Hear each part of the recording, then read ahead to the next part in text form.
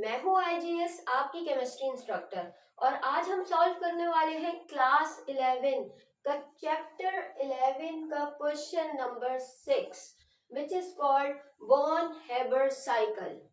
Bond hammer cycle basically हमारे पास क्या है, मैं आपको बता दूं कि ये हमारे पास जो हीट फॉर्मेशन का वन बाय वन प्रोसेस होता है कि किस तरीके से कोई सॉलिड चेंज होता है गैसियस फॉर्म में और फिर उसमें से इलेक्ट्रॉन निकलते हैं, दूसरा एलिमेंट उस इलेक्ट्रॉन को एक्सेप्ट करता है और एक्सेप्ट करने के बाद हमारे पास जो है वो आयंस में चेंज होता है और फिर इसके बाद ये दोनों आपस में मिलते हैं।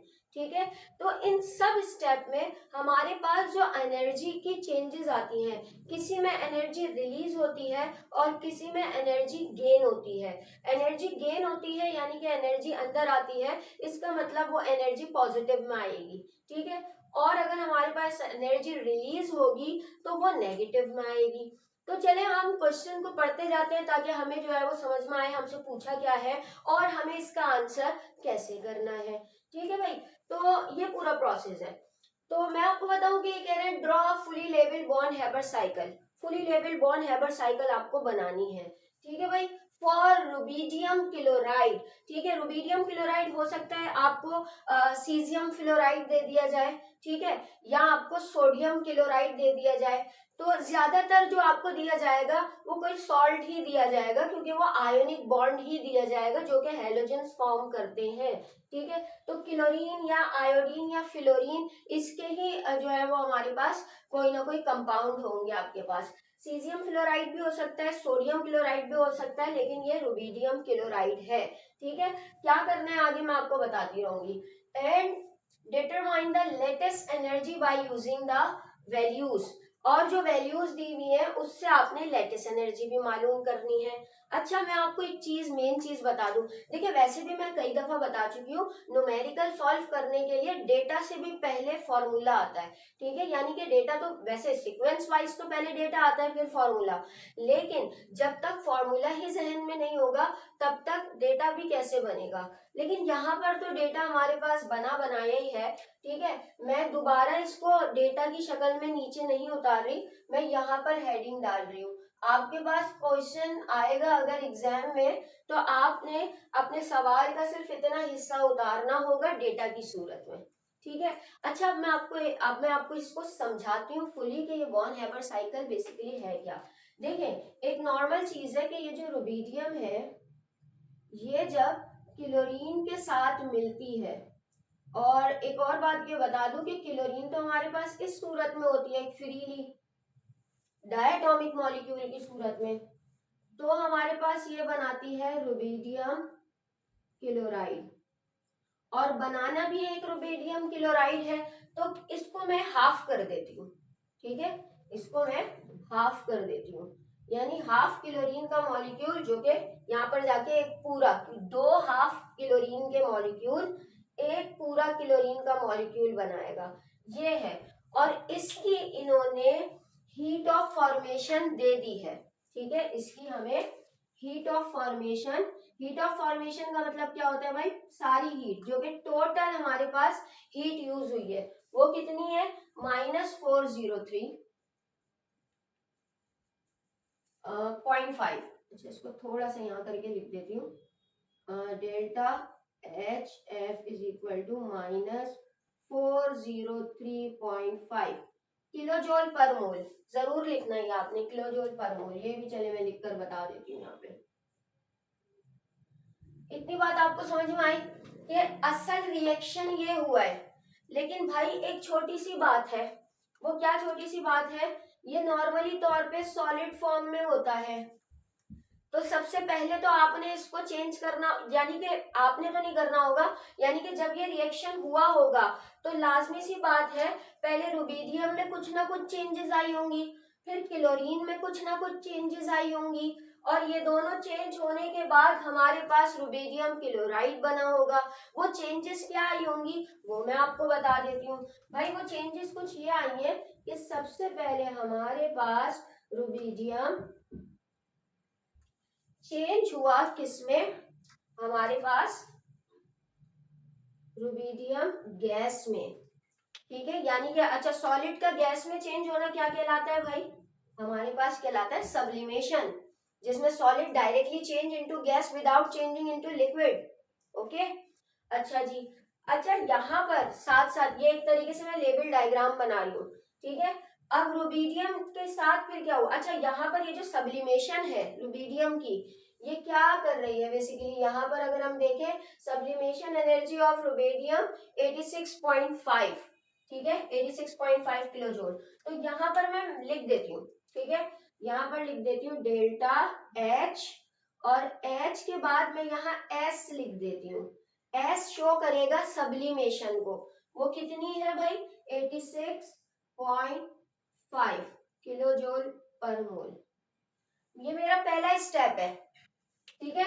और साथ साथ में यहाँ पर ना अपनी पेंसिल से लिख लीजिएगा कि ये मेरा पहला स्टेप है, सब्लिमेशन ऑफ एनर्जी, ठीक है। अच्छा अब क्या हुआ होगा, रुबीडियम जैसे ही गैसियस फॉर्म में आया, अब इसने अपना एक इलेक्ट्रॉन रिमूव किया होगा, और रिमूविंग ऑफ इलेक्ट्रॉन हमारे पास कहलाता है ionisation energy. Ionisation energy, ionisation energy, यानी कि किसी नॉर्मल एलिमेंट का आयन में टूटना, आयनाइजेशन एनर्जी कहलाता है। इसे आयनाइजेशन एनर्जी को पोटेंशियल भी कहते हैं ना, तो बात एक ही हुई, आयनाइजेशन एनर्जी बोले या आयनाइजेशन पोटेंशियल बोले, आई या आई, इसका मतलब क्या होता है, नोट कर लें अपने पास, इसका मतलब होता है गैसियस फॉर्म में से इलेक्ट्रॉन का निकलना, और गैसियस फॉर्म में से इलेक्ट्रॉन कौन निकालेगा भाई, रुबीडियम ही निकालेगा, ठीक है। तो हमारे पास रुबीडियम सेकेंड स्टेप में चेंज हो रहा है, किसमें, रुबीडियम पॉजिटिव में, ठीक है, रुबीडियम पॉजिटिव। और याद रखिएगा ये रुबीडियम पॉजिटिव की जो हमारे पास है, यानी कि आयनाइजेशन पोटेंशियल ऑफ रुबीडियम हमारे पास है 403, तो हम यहाँ पर लिख देते हैं डेल्टा एच आई पी। अगर आपके पास आयनाइजेशन एनर्जी दिया हुआ हो या पोटेंशियल, बात एक ही है, ठीक है। तो वो आप फिर यहाँ पर लिख दें, कितनी है भाई 403,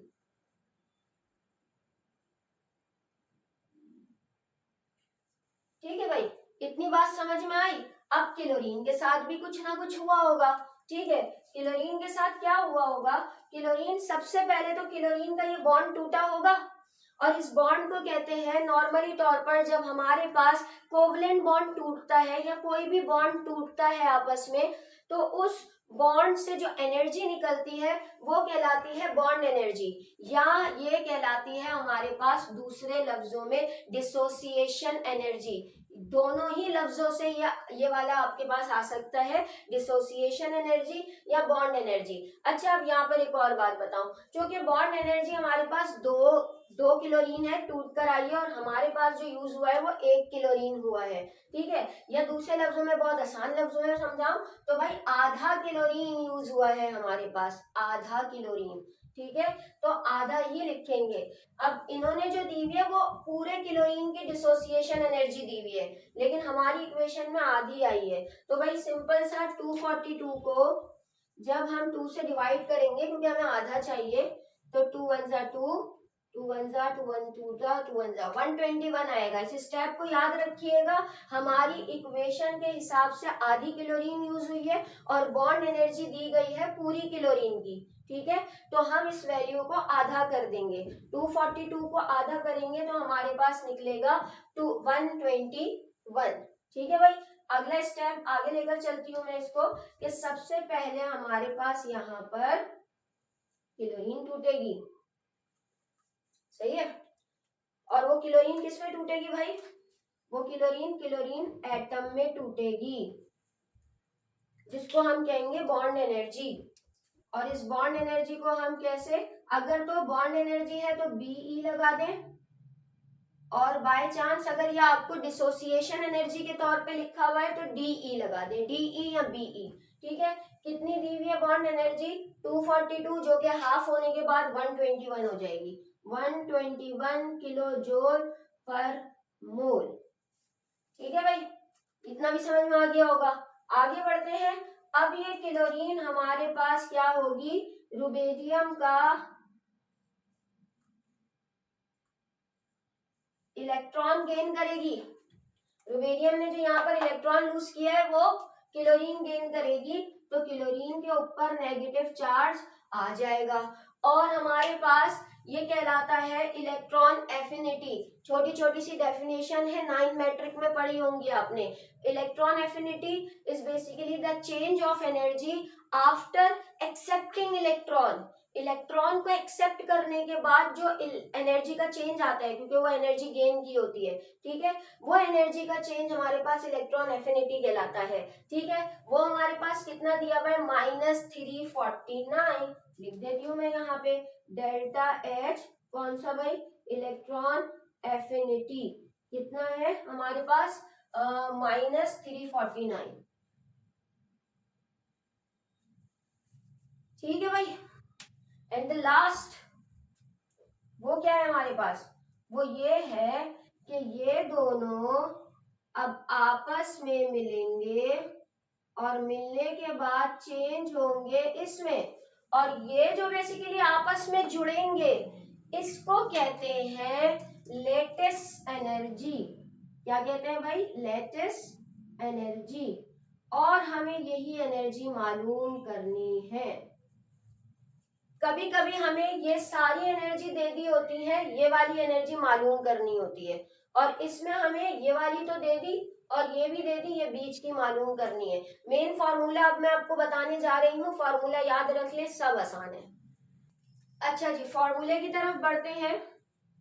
हमारे पास फॉर्मूला आता है बहुत सिंपल सा, और वो है डेल्टा एच एफ, यानी कि हीट ऑफ फॉर्मेशन। पूरे रिएक्शन की जो हीट है वो बराबर होती है किसके, heat of sublimation plus heat of ionisation potential बोल दें या आयनाइजेशन एनर्जी बोल दें, कुछ भी बोल दें, प्लस हीट ऑफ हमारे पास ये जो फिर क्लोरीन टूटेगा जिसे हम कहते हैं डिसोसिएशन एनर्जी या बॉन्ड एनर्जी। ठीक है, बॉन्ड एनर्जी लगा लेते हैं, प्लस हीट ऑफ